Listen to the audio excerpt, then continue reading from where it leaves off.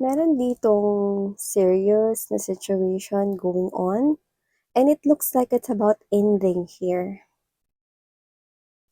The World card is an indication that someone here is serious about ending something. Ilang beses niya rin itong pinag-isipan, pero wala eh. Palaging bumabalik at bumabalik lang din talaga dun sa pag-end ng situation na yun. So let's see what's really happening here.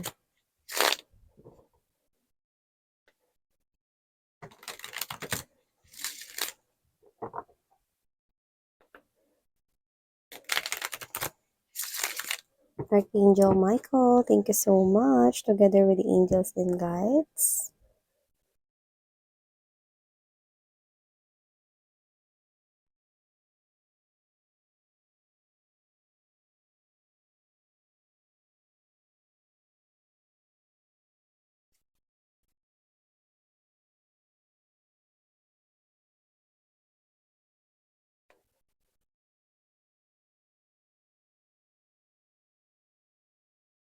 Oh, I'm picking up right here, no, that we've got the continuation or probably, no, same energy siya nakuha ko, no. So, I think previously or recently, no, we did this type of reading at ito yung katuloy nun, no. So, let's keep moving. Okay. I just do not know if it's yesterday or the other day. Okay.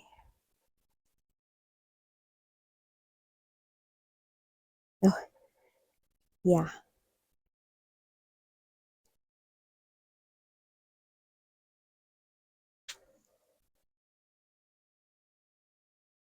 Hey there mga my loves collective. Thank you so much for your palaging pagtambay here, not sa mga new subscribers. Hi and hello there everyone. And sa mga returning subscribers, thank you so much sa inyong walang sawang pag-support. And mga babes, no, I decided to maximize the use ng YouTube. So, actually, I'm really, someone na nag-share ng blessings, okay, with other people, no? So, as a part of maximizing this YouTube channel. Wala ritong sapilitan, no? Pero mga babes, no, I encourage you that if you also want to join me in making kawang gawa and supporting yung mga parang mga charities, no, or tumulong, no, with other people, sa street children, no, or sa mga homeless, yan, no. So, you can join the membership in this channel. So, yan ang link niya na ilalagay ko sa description box, no. So, for helping, yan, other people, yan, thank you so much kung kayo ay makiki-join doon, no. At ang kapalit is, yun nga, no, mag-upload ako ng mga videos and only the members yung makakita nun. Yan, no. So, hindi yun makikita dito sa channel. Only the members yung makaka-view ng mga videos na yun, no, video readings, no. So, meron na akong nilagay doon ng isa. So, yan, no. So, aside from that, kung may possible na extension ng mga readings, doon ko rin po ilalagay. So, nasa level 2 yun, kung makikita niyo sa screen. Kasi yung level 1, no, is more likely um, chatting or doing polls. But in the level 2, you can definitely watch yung mga readings, no? At yung mga readings na yun, hindi makikita dito sa channel ko. Only the members yung makaka-view nun. So, okay, as a way of giving it back to you, yan. Okay, nakatulong na kayo and also natulungan ko rin kayo mga babes, no? Sa pag-gather ng energies right here, especially kung makaresonate kayo, no, sa mga readings. So, let's get closer, no, kasi yung membership rin, no, is you gonna get to know, okay, ano pa yung mga pwede nating i-improve dito sa channel na to, and also, let's get closer, yan, no, with each other, yan. So, I think there will be also chats in there, okay, and posts and updates. Okay? Pero more likely, I will be more dedicated in sharing yung mga readings, video readings sa inyo, guys, no? Na hindi matatagpuan ng mga hindi members, okay? Only the members, yan, no? So, kung interesado kayong sumali dyan, mga babes, no? Pwede ninyong jumoy or pwede kayong jumoin sa membership. So, yeah. Thank you so much, mga babes, no? Pero yun nga, ulitin ko lang na walang sapilitan. Only if you want, no? Yeah, there's probably a fee for that, okay? But you will definitely enjoy it because palagian tayong mag-upload doon, no? Ng mga video readings din. Okay? So, yan nga mga babes, so sa nakikita ka dito, lahat tayong gender ha, by lalaki, LGBT, lahat kayo welcome here. And of course, okay, just take only what resonates. Pero dito nakikita ko, magkakaaminan na sila. Alam mo, hindi ko nakikita na ikaw yun at yung kadil mo na person rito, no? But I'm picking up na yung person na kadil mo dito and then may isa pa siyang kadil dito. Magkakaaminan na sila at maaaring ikagulat mo ano man yung magiging usapan nila, no? Yeah, hindi ikaw yung main na makikipag-usap dito, but I do see na ikakagulat mo ano man yung mapag-uusapan nila rito. Bakit naman miss yan? Because with this Page of Cups energy and there's this Knight of Pentacles, there could be a little age gap from here, okay? But I do pick up right here that more likely nagkaroon na ng gap, no, sa kanilang dalawa. No? Anong ibig mo sabihin, miss yan? Lover's card energy is an indication that this could be a love triangle. Okay, so you are involved in this type of connection here. Yan. So, nakita ko dito that these two people right here, minsan na sila rito nag-share ng feelings and emotions. They both like each other. Yung nakita ko dito, no? And yung iba posibleng childhood sweetheart sila or sila na, no, nung noon-noon pa, yung mga ganyan. So, nakita ko yun dito. Okay? So, whether naging sila or hindi naging sila, nakita tayo ng soulmate vibe coming from this person right here. So, nakita ko nga sa inyo na etong mga energies na to is nahagip na rin natin last time. So, I do see that this is the continuation here of the reading, you know? So, alam ko na mabilis kayong pumick up.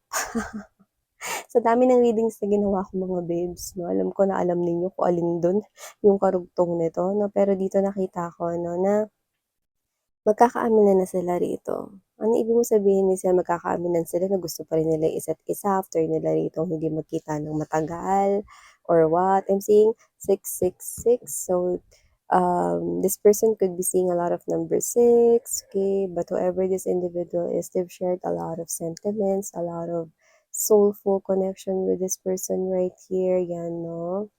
So, nakita ko rito na magkakaroon rito ng confrontation, confession of feelings and emotions. Someone here confesses with the person or to the person that you're dealing with na gusto niya pa rin yung person na yon up until this moment na hindi pa rin nagbago yung feelings niya for that person na kadil mo ngayon, no? So, this person right here, okay, could be in this type of situation na parang medyo may kaba sa energy niya. So, siguro, hindi siya sigurado, no? Hindi sigurado na masusuklian pa ulit, no, yung love and affection niya for this person na kadil mo. But however, itutuloy niya pa rin ang pag-amin dito, no? At nakita ko dito na parang may energy na posibleng magmakaawa siya if ever na mag-say ng no or tumanggi yung person na kadil mo. By the way, yung person na kadil mo, posibleng nililigawan ka niya, no? Or baka alam mo na may feelings and emotions siya sa'yo at posibleng hindi pa kayo. Pero posible naman na kayo na, no? Or whatever. Okay, just take how this resonates. Pero magkakaroon talaga dito ng confrontation between the two of them, no? And you will be the topic nila. And I do pick up right here no, na may pinagsamahan silang dalawa before, no? And it's something strong. It's undeniable. Totoo naman. Pero dito nakita ko, no, na ang magiging sagot ng person na kadil mo is, I used to like you. Yun, no? And when we say, I used to like you, meaning, noon yun. nagustuhan kita noon, masaya ako noon sa mga bonding moments natin, happy ako na lagi kang nandiyan, nakakaramdam ako ng kilig and a lot of butterflies in my stomach kapagka magkasama tayong dalawa. But with the word I used to like you, meaning noon yun, iba na ngayon. It's different right now. Kasi si collective na yung taong gusto ko. Yan. So you see, this person right here connecting sa inyo, nagkaroon siya ng change of heart. Maybe because of the gap they used to have. Okay? Maybe someone here wasn't ready before, or maybe there's a problem involved noon na pumagitna sa kanilang dalawa. But this has to end for good. Hindi na ako nakakita ng continuation sa kanilang partnership. Hindi ko na rin nakikita that they are on the same page anymore, okay, sa isa't isa, because the person is naiwan na doon sa nakaraan. So, siya na lang yung may gusto sa person na kadil mo. Pero yung person na kadil mo is ikaw na ngayon yung nagugustuhan niya, no? So with this sailing right here, Six of Swords energy, sailing to the calmer water, to the Chariot card, which only means that this person here already moved on sa kanyang feelings and emotions before. So posibleng nasaktan din siya kasi nga parang may issue pa rito pumagitna sa kanila before, kaya siguro naudlot yung connection nila or baka hindi sila naging sila dahil may mga issues na nag-interfere sa kanilang connection, no? And then yun na, no? Pwedeng nagka-separate na silang dalawa dito, no? Hindi na sila nagkaroon ng communication. And then, after that, time, no? Ang span ng time ay posibleng magkita sila ulit, no? At nagkita nga sila ulit dito, no? At nagkaroon sila ulit ng tinatawag na friendship, no? Connection. So, posibleng ito ay confrontation kasi posibleng nagpapakita ng pagkagusto itong person or other person, no, na gusto niya pa rin itong person na kadil mo. But however, I think the confrontation will happen because hindi na komportable yung person na kadil mo dito sa pagpapahayag ng mga actions, movements, no? Pwede kasing hindi mga directly, pero kasi hindi naman slow yung person na kadil mo. So, alam niya rin na parang nararamdaman niya na parang awkward, no? Na nakaka-receive siya ng ganong klase ng attention. So, alam niya na may gusto pa rin itong person na to sa kanya, no? Pero posibleng siya ito na hindi na siya komportable about that. That's why magkakaroon rito ng pag-uusap. Serious talk about what's going on, no? Sasabihin niya rito na hindi na siya komportable kapagka mga gano'ng bagay. So, kung noon 'no, mabilis lang niyang nahahawakan yung balikat or yung mukha ng person na kadil niya noon 'no, excuse me.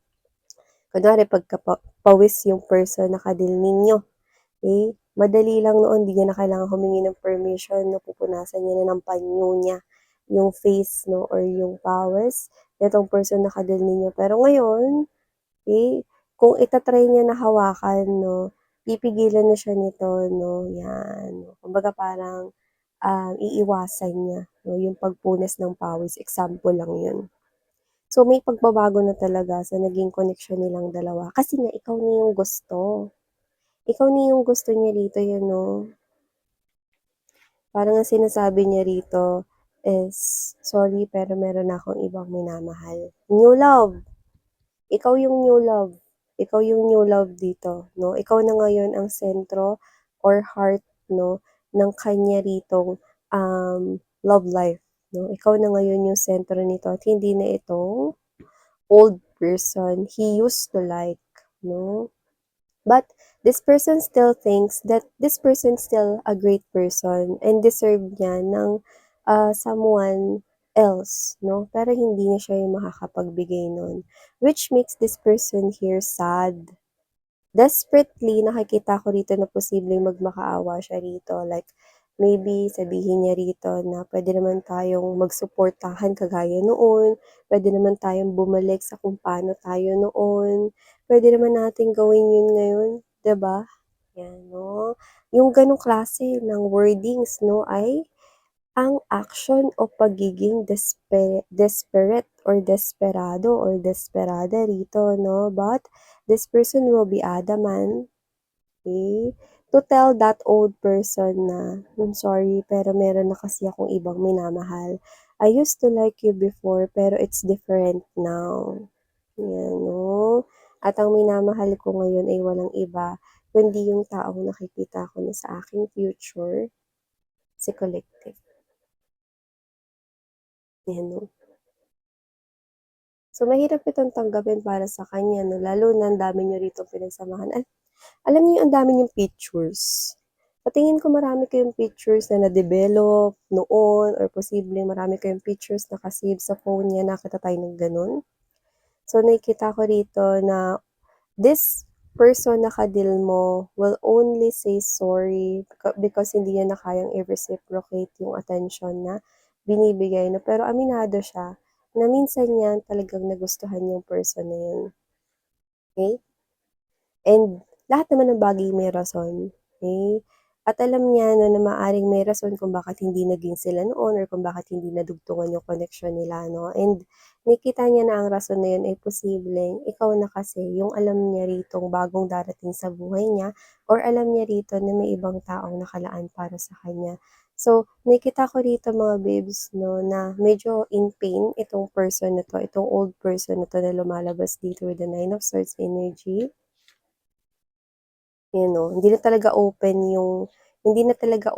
yung heart ng person na ka-deal mo dito sa person na dati niyang nagustuhan 'no, close off na siya diyan 'no, yung heart niya is para sa'yo na lamang 'no, and that pains or cause heartbreak with this old person right here and with this Four of Swords Judgment and the Nine of Wands energy, nakikita ko siya rito nagbibiro. Alam niyo yung biro? 50-50 ng biro is totoo. So, I think magbibiro siya rito pero half meant yun 'no, and I think this message has something to do with, "Okey sige, ile-let go kita ngayon pero 'wag kang iiyak or 'wag kang babalik sa'kin kapagka, nag-break kayo ni Collective or iniwan ka ni Collective." 'Yan 'no, may gano'n siya rito 'no, pero nakangiti siya. So, it looks like dinaan niya yun sa joke or dinaan niya yun sa isang biro. Yeah. Siyempre masakit na marinig mo 'no, na hindi na ikaw yung gusto ng person na gusto mo 'no, and then masakit para sa isang person kasi parang inintay niya rin kasi yung person na ka-deal mo.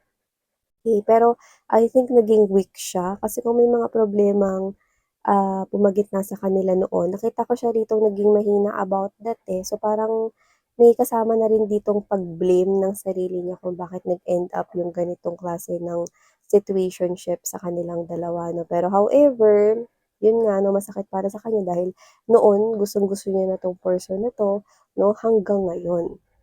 Pero itong person na 'to 'no, yeah, gusto siya nung person na ito noon, pero ikaw na ngayon yung gusto niya, iba na ngayon 'no, may change of heart na rito, 'yan 'no. So nakita ko rito mga babes na ikaw yung nagiging main topic nilang dalawa, kasi ikaw naman talaga yung parang pinipili 'no, or ikaw yung nakikita nitong tao na 'to sa kanyang future at hindi na yung old person he used to like or he used to love, yan. So, ay, yeah, because a little bit dark 'no, yung parang, "O sige, 'pag nakipag-break sa'yo si Collective or iniwan ka ni Collective, 'wag na 'wag kang iiyak at babalik sa'kin, kasi hindi na kita tatanggapin." You know, may gano'ng energy siya dito, eh, 'no, pero, eh, deep down inside his or her heart, alam niyang natalo niyo siya.